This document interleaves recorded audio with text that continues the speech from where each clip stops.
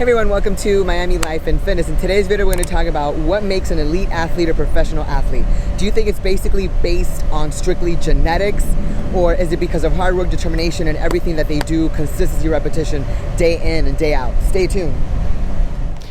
Alright guys, so before we begin, I had to come inside because apparently the video that I did earlier today, the audio for some reason got...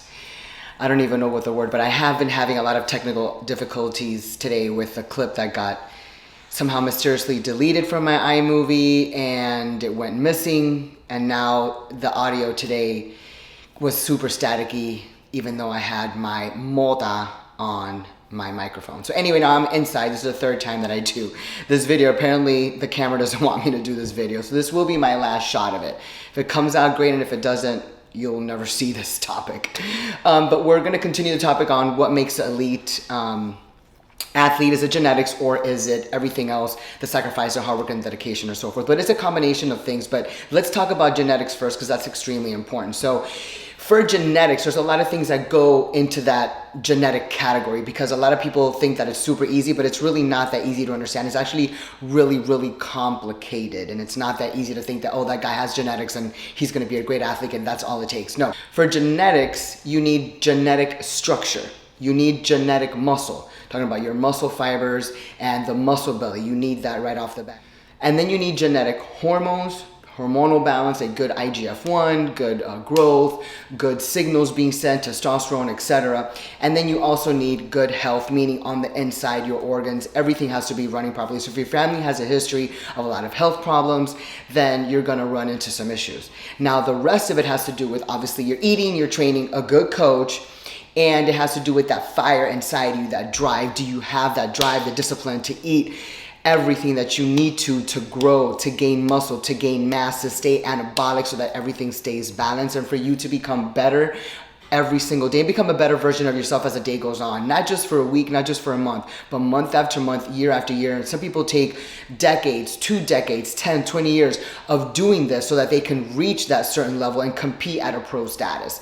Now, you don't have to compete as a pro or even compete and get a pro card. You don't even have to compete to begin with. But if you want to maintain that level of optimum life and even look like you compete but you don't, those are the things that it takes. So yes, genetic, and it's a whole, different factors that are in the genetic realm of what it takes to have good genetics. But then it also has to do with your food, how you're eating, the intensity of your training, and then of course a good coach being guided properly with your training, with your food, and how to manipulate your body depending on what you need to reach your goal, whether it's gain muscle, lose weight, etc. Now, on to the next step. It's also going to require a good coach. You have to have a good coach that's going to guide you properly, that's not going to abuse your body with anabolics. This also goes for men and women. And women, we don't want to compromise our femininity, because a lot of guys just throw in a lot of androgenic compounds and will ruin a woman's body, and they will start to masculinize and things will start growing where they don't need to grow. So, you do have to be guided properly. A good coach makes all the difference. If you have the best body and the best genetics, I don't care if you're in physique, classic, 212, open, whatever the hell it may be, physique, figure, bikini, wellness bikini, or women's bodybuilding, whatever the category is, if you have the genetics and you've eaten properly and you actually have the best body backstage, but if you get on there and you haven't done everything that you needed in order to get dry the last 2 to 3 days, and you don't have the right posing coach, and you get up there and you're nervous, you are ruined and you are done, and you have wasted your time and money, and you have exhausted everything, and you will not come out on top. So all those things need to be in place. So a good coach does play a huge and a major role in all of this. That's going to lead you and guide you the right way and do what's best for you. That is what a good coach does. And you have to allow yourself to give that control to that person. And that is also part of being an elite athlete and a pro athlete, is you have to allow someone to control that part of you reaching that level of your success. So in conclusion, it does take genetics, all those factors that I mentioned at the beginning of the video. And it also takes heart, it takes balls, it takes sacrifice. You can't be afraid to be alone. You can't be afraid to get lonely. It's gonna be lonely out there the higher and higher that you go and reach your goal. The higher and higher that you reach in discipline and in focus and in drive. And you will start to see that triangle, right? It get more narrow as you reach that top of the sphere. Because down here, where you've got a bunch of friends, when you are basically mediocre and you're in the same shit line, it's a long line of mediocre, average, basic peasant people doing the same thing and following everybody down this line.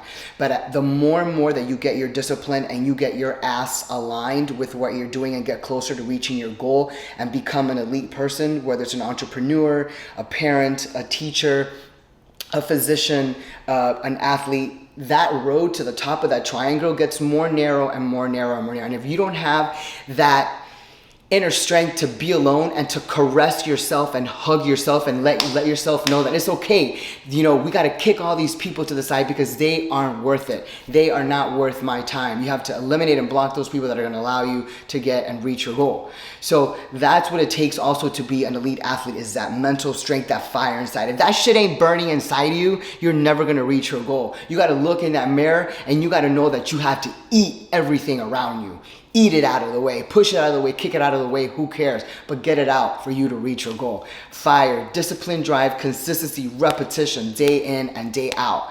That fire has to be there. And it may get lonely, but if you love yourself and you love your dream, then go chase it, because no one's gonna chase it for you. That is the end of the video. Watch one of these two videos. Everyone have a great week. And at the end of August, we will begin the Q&A. Also, if you love dogs, if you love me, and you love dogs, and you love Sarabi, because who doesn't? She's like the freaking rock star of Miami. Then go watch her channel at The Boxer Dog Sarabi. It's under my channels, so go check her out, because we are two boss bitches in Miami.